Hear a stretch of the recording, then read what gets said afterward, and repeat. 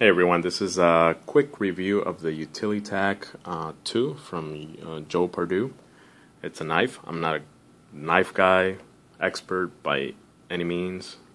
I just happen to like them, so I'm not going to do any kind of scientific knife review or anything of that sort with a lot of specs and details. It's just a quick review or overview or show and tell, if you want to call it that, of the Utilitac. I do use the knives. I buy them for that purpose. I'm not going to buy something that I'm not going to use. If you're a collector, completely understand that, and that's great. I personally like to buy something for a purpose. Otherwise, my money to me seems to be wasted. Obviously, there is value on the knives. Obviously, if you collect them, that value will hold, and you can, obviously gain from that in the future. For me, I just like to use what I buy, period. And that's that. So, without further ado, Utilitac 2, it's beat up. I love it. That's how you know it's been used. I've done everything from open cans to, you name it. This knife is worked out great. Right out of the box when it arrived, it was hair popping sharp. I could shave with this if I wanted to. It was that sharp. A razor blade would be the best way to describe the sharpness out of the box. Does that mean that they all come like that? I'm not sure. I don't think so. Honestly, I've bought a few different knives throughout the last few months and the last year. All right, and they don't all come as sharp as what this came. This is why I carried it the most, I guess. It just came so sharp. The steel is Oz 8 steel, made in Taiwan. You may or may not like that. I personally don't really care, so long as it works. I bought it. They sell it here in the U.S., and that's all that matters. Pardue, all right, a famous knife maker from what I've heard. Really haven't looked them up. This is a collector's first production run. So you collectors out there probably know what that means, and you're probably looking at this and screaming out, why did you do that to the knife? But like I said, I use it. Whether it's a collector's or whatever, I just like it. The thumb studs right here are very good, well placed, and the knife just pops open. Mine came off slightly off-centered, as you can see there. It is not... Let me see, focus, there you go. It is not perfectly centered, but it's close enough to me, and it does not prevent it from just opening it when you need it. So, oops. Alright, it just pops right open. It's a Tanto blade, obviously. Tip was not as strong as I thought it would be. The Oz 8 steel, from what I've come to read and learn, it's not the strongest steel out there. So maybe that explains why my tip popped off fairly easily. I was not really abusing the knife, but it's just a slight little nick. It had a really sharp, razor sharp, pointy tip, almost like a needle, and that popped off. But it hasn't broken off from there. I've done everything from popping coconuts open. I live in South Florida, so we have lots of palm trees and coconuts, and I like coconut juice, and so yeah, this thing cut a coconut open like there was no tomorrow now. I'm talking about just the outer tip. I don't know if you've ever eaten a coconut or not, or had to open one with a knife, but you don't literally cut the whole coconut through with the knife. You just go through the back end and you find a weak spot and you cut right into the area where the juice is at. But this knife was able to handle it. It was super sharp. I have not sharpened it once yet, and it's still fairly sharp. Now I can do this with my hands, obviously, and it's not cutting me because I'm not doing it roughly, so it's not that hair popping sharp like it was when I first bought it, but it's still fairly sharp. There's very good jimping here in the back. I really like that. Not too aggressive where it's going to eat your hand up. If you're wearing gloves, you can still feel it and get a good purchase on that jimping, and it goes all the way through, as you can see there, on the spine of the blade. And it's not aggressive. It's not this sharp, edgy, but it's nice and smooth. All right. What do you call it? Linerlock, I guess. I should have done my research before, but yeah, I think this is a Linerlock. What do you call it? The clip here on the side does really grab on to your pants or whatever you're wearing at that time. It shows about that much outside of your pocket. That's as far as it'll go right there. So it does stick out a little bit. If you like that deep conceal, this is not the knife for you.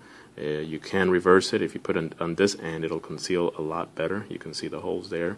And it's a 4-way, so you can put it on left and right, up or down tip carry. All right. The way that I have it is the way that it came, which is tip. What is this? Tip down. But I like it. I really do. When I pop it out of my pocket, just like so, I'm able to go ahead and boom, just pop it right open. So no complaints there. I've oiled it once, and that's it. I mean, it just really does it. Really good knife overall. I've abused it quite a bit, as you can tell.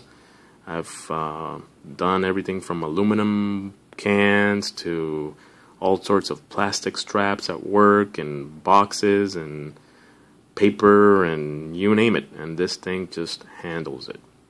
On the liner right here, you will see these little serrations as well. It gives you a nice good purchase when you are doing the opening and closing procedures of this. Actually, the closing. Alright. That's about it. Oh, yeah, look at that. On the reverse side as well. I forgot to mention that. On the reverse side, you have some more jimping. So if you do want to hold it with a reverse grip like this, that little jimping right there is going to be super nice. It'll give you that much of a bigger purchase. This thing it cut me bad like about 2 times when I first bought it. That's how sharp it was. It was razor sharp. Obviously you can't see any more cuts on my thumbs anymore, but I had sliced this thumb and I had to wear like a huge protective band-aid and gauze and all that stuff. But yeah, this thing was tremendously sharp. I think it went, or I got it for like around $30 at Amazon.com. Shipped fairly quick and fast. I'm super content with this purchase. If you're looking for a Tanto blade, you know, this is not a bad choice right here for the money. I would get me this on a heartbeat any other time. Once I sharpen it and bring it back to that same super sharp edge, then man, this is one of my favorite knives so far. I really do like it. I'll do reviews on a few other knives as well, and guns and everything else that's coming my way later on down the road. You guys stay tuned, and I'll keep you posted. Oh, last thing, by the way, scales. I think this is G10. I could be wrong. They are not grippy. They are very finely checkered, but this knife does not slip off your hand with the jimping on the top, with this little indentation on the forward grip right here for your finger, the choil, I guess I think that's what people called it, and it won't go anywhere, especially if you have it on a reverse grip. It's not going anywhere. This knife, super solid.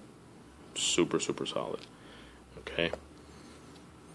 Alright, Utilitac Joe Pardue. Hope you guys liked it. Oh, the weight. Sure. Why not? I always got my handy little scale here where I do all my reviews. I'll tell you guys what the weight of this knife is. Alright, it's 5.5 ounces. Now, I know that there are reviewers out there, like Nut and Fancy. He likes all the light knives. I think he has a good point behind the reasons for that. This is a slight heavy knife. I'm not going to lie. It will feel like you have a knife in your pocket. So if you like that feel, if you like the heavier, you know, zero tolerance knives style, you know, this is the knife for you. It's not super light. Like, for example, Minimalist. Alright, CRKT. Alright, let's do the weight on this one. Of course, I have a little paracord on the back, so I might weigh it slightly more, but you can imagine. It's only 1.7 ounces, all right? So this CRKT Minimalist, 1.7 ounces, even with this paracord that makes it even that much heavier, this thing is featherweight. I mean, this is nothing. All right, don't put this out in a hurricane here in South Florida. This thing will just fly like a projectile anywhere. All right, but this bad boy, 5.5 ounces, it feels like a knife in your hand. No, it's not going to sag your pants down. You will feel a knife in your pocket. That's it. So it's not like you're going to be having back problems because you carry this knife, all right? But it does have some consistency on it. All right, that's it, guys. I'm done. Tired. Talk to you guys later.